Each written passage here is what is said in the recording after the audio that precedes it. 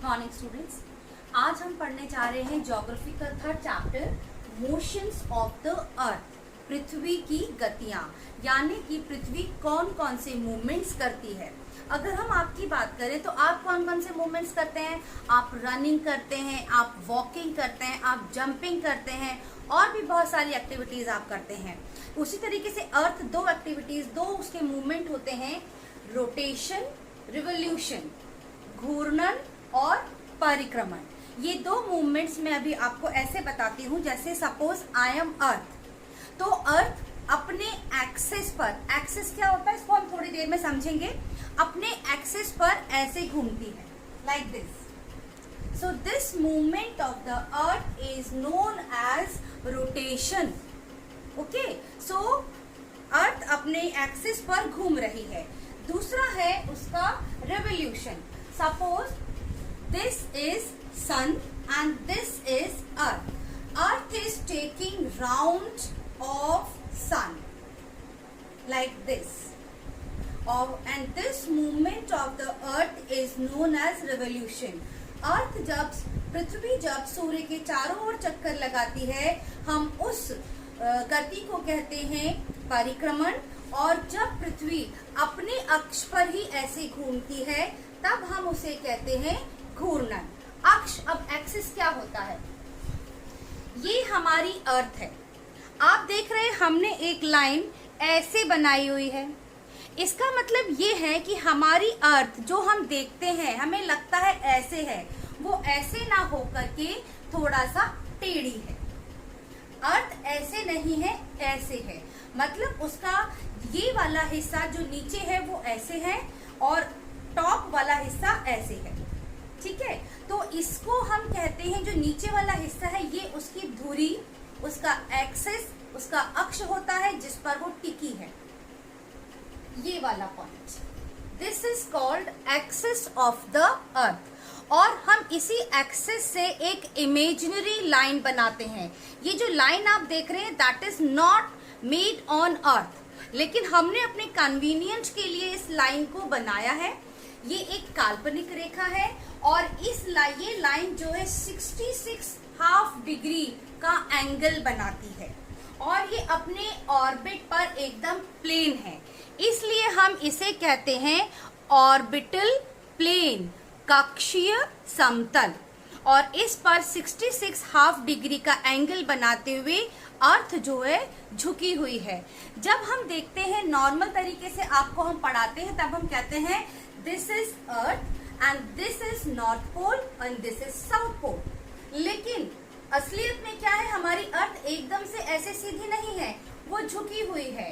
तो this is north pole and this is south pole. This is not north, this is not south, जबकि झुकी हुई है तो this is north pole and this is south pole. Clear?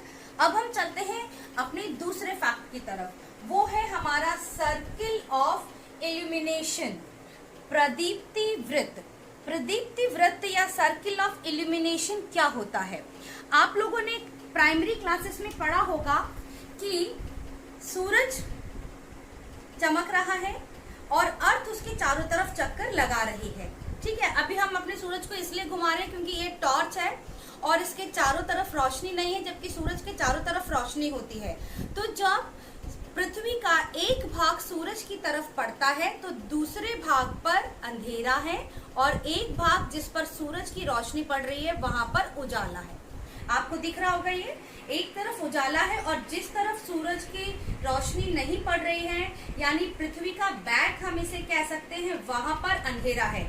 और इस उजाले और अंधेरे को एक सर्किल, यानी कि ये जो हाफ सर्किल है इस पर उजाला है और इधर वाले हाफ सर्किल पर अंधेरा है। तो आधा सर्किल जो उजाले में है और आधा सर्किल हमारा अंधेरे में है। ये है हमारा सूरज। सूरज की रोशनी पड़ रही है और सूरज की रोशनी पड़ने से इस वाले भाग पर उजाला है और इस वाले भाग पर अंधेरा है। तो एक सर्किल से ये अंधेरा और उजाला डिवाइड होता है और इस सर्किल को हम कहते हैं सर्किल ऑफ इल्यूमिनेशन और हिंदी में इसे कहा जाता है प्रदीप्ति वृत्त। इसके बाद हम आगे चलते हैं। दोबारा से रोटेशन और रिवॉल्यूशन पर आते हैं। रोटेशन, पृथ्वी अपने एक्सिस पर घूमते हुए कितना समय लेती है? 24 घंटे का समय लेती है और 24 hours is equal to 1 day. यानी कि पृथ्वी अपना घूर्णन यानी कि इस मूवमेंट को वो 24 घंटे में पूरा कर पाती है और हम कहते हैं 24 घंटे 24 hours equal to 1 day. The another movement which is known as revolution. Earth completes its revolution almost 365 days. In 365 days, it means 1 year. But in actual, it is not only 365 days. It completes its one revolution 365 days and in 6 hours. हम 365 दिन के बाद कहते हैं 1 साल पूरा हो गया, पर वास्तव में बच्चों 365 दिन पर 1 साल पूरा नहीं होता। 365 दिन और 6 घंटे भी और लगते हैं। हमने अपने कन्वीनियंस के लिए क्या किया, इस 6 घंटे को एक साइड में रख दिया। अगले साल फिर 365 डेज और 6 घंटे हुए, फिर हमने उसे एक साइड रख दिया।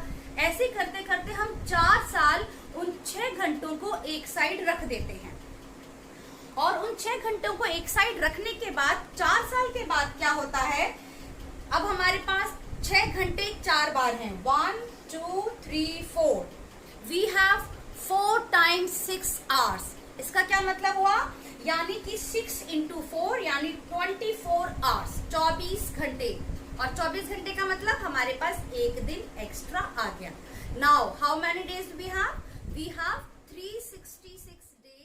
366 डेज, यानी कि हमारे पास हर चौथे साल में एक दिन एक्स्ट्रा आ जाता है। तो हम क्या करते हैं उस दिन को, हम उस दिन को किस मंथ में ऐड करते हैं? फरवरी मंथ में ऐड करते हैं।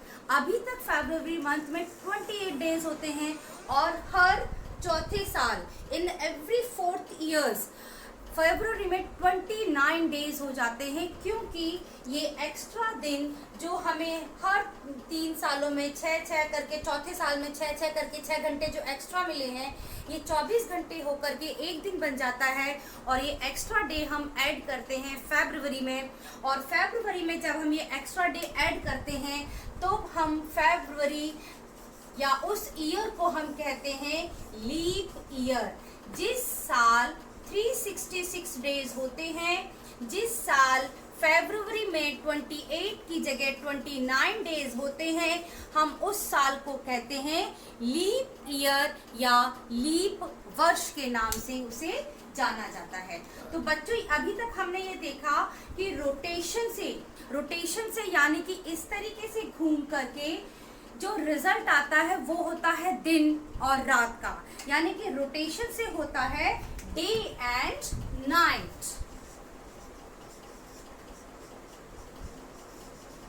अब हम देखेंगे रिवॉल्यूशन से हमारे पास और कौन कौन से रिजल्ट सामने आते हैं।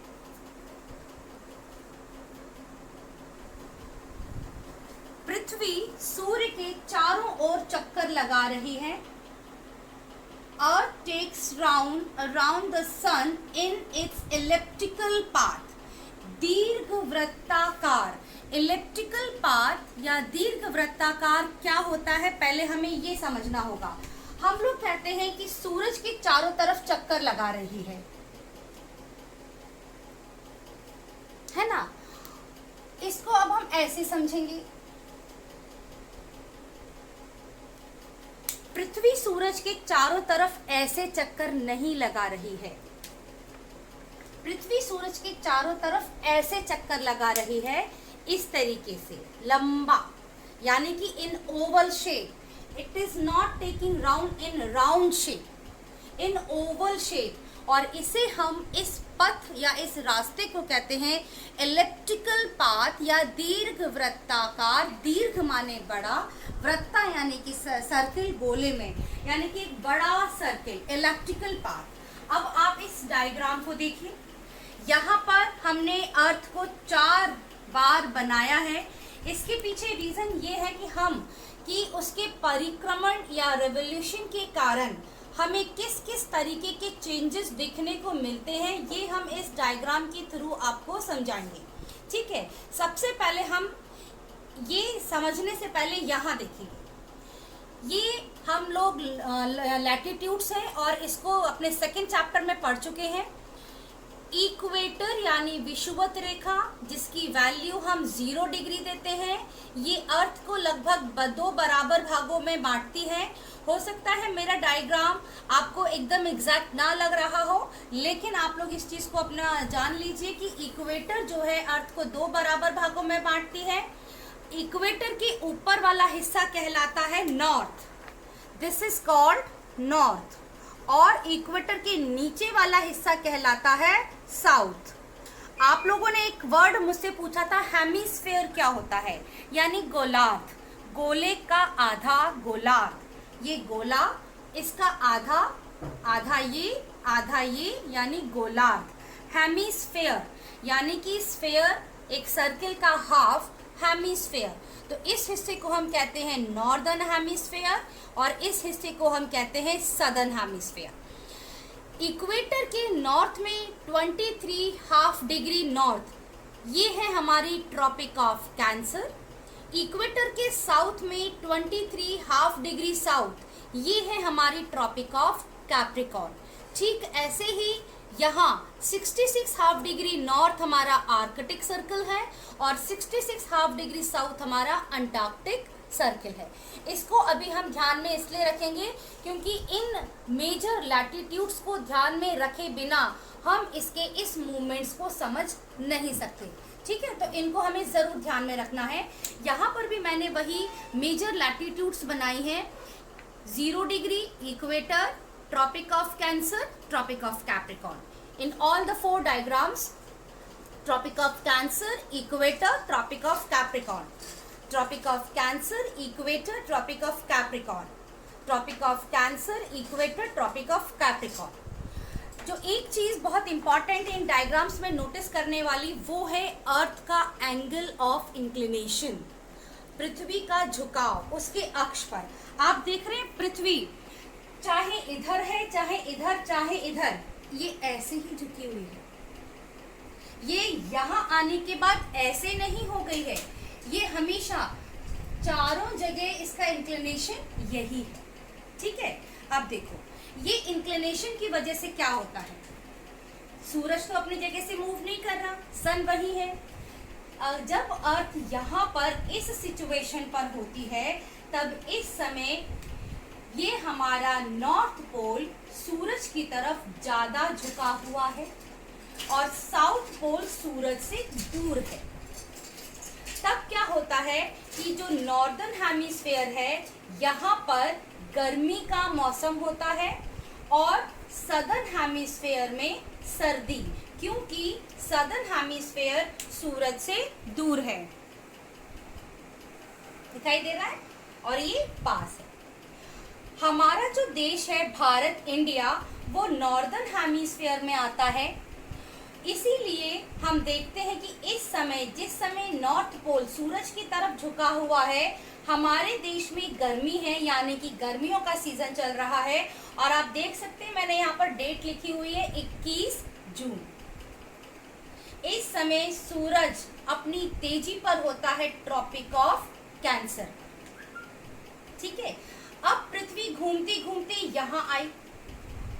इस सिचुएशन में हमको दिखाई देगा ना तो नॉर्थ पोल बहुत पास है, ना साउथ पोल, ये दोनों के दोनों अपनी बराबर की सिचुएशन में है।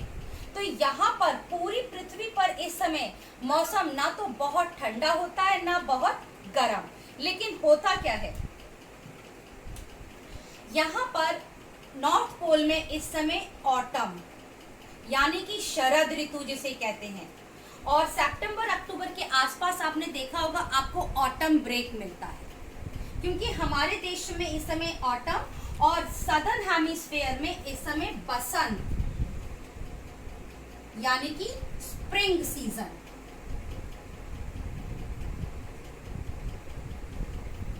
ठीक है, अब पृथ्वी घूमते घूमते यहाँ आई। अब यहाँ की सिचुएशन से एकदम उल्टी है। अब हमारा जो साउथ पोल है वो सूरज के ज्यादा नजदीक है और नॉर्थ पोल जो है वो सूरज से दूर है। ठीक है, अब इस सिचुएशन में क्या होगा, नॉर्दर्न हेमिस्फीयर में ठंडियां हैं क्योंकि नॉर्दर्न हेमिस्फीयर सूरज से दूर है और सदर्न हेमिस्फीयर सूरज से पास है और यहाँ पर गर्मियां हैं। हमारे यहाँ चल रही है सर्दियां, यानी कि यहाँ पर आप डेट देख रहे हैं 22 दिसंबर और 25 दिसंबर को हम क्या सेलिब्रेट करते हैं, क्रिसमस सेलिब्रेट करते हैं। तो 25 दिसंबर को तो पूरा संसार क्रिसमस सेलिब्रेट कर रहा है। सदर्न हेमिस्फीयर यहाँ तो लेकिन सर्दियां नहीं पड़ती, यहाँ सेंटा क्लॉज बर्फ में घूमता हुआ नहीं आता है और यहाँ पर जो देश हैं वो क्रिसमस सेलिब्रेट करते हैं गर्मियों में। सदर्न हेमिस्फीयर में पड़ने वाले कॉन्टिनेंट्स में से एक कॉन्टिनेंट है ऑस्ट्रेलिया। अब आपसे अगर क्वेश्चन पूछा जाता है कि ऑस्ट्रेलिया में क्रिसमस सर्दियों में मनाया जाता है कि गर्मियों में, तो क्या आंसर आप देंगे, definitely in summer season. Clear? Now earth comes in that place.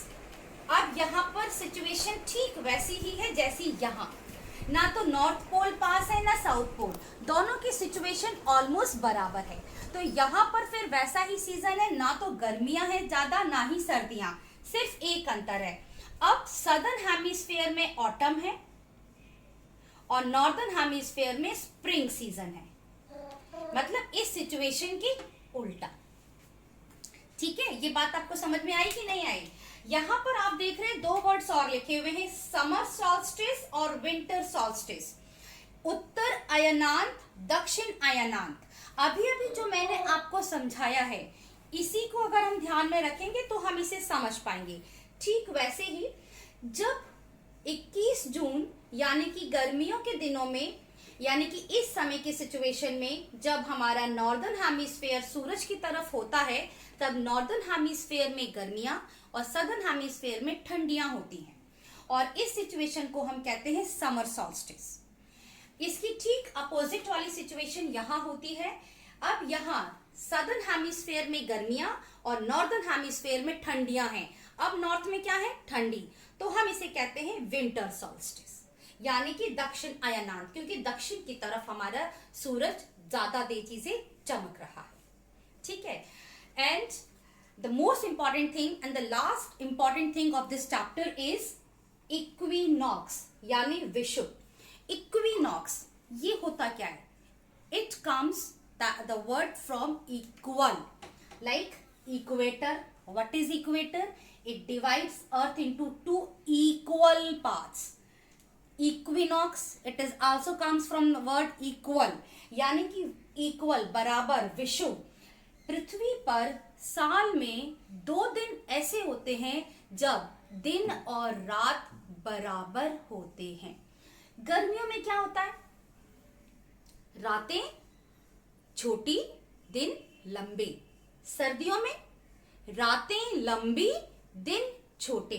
लेकिन यहाँ पर क्या होता है, धीरे धीरे करके दिन और रात की जो लंबाई और उनकी वो है लेंथ, वो ऑलमोस्ट धीरे धीरे करके बराबर होती जाती है।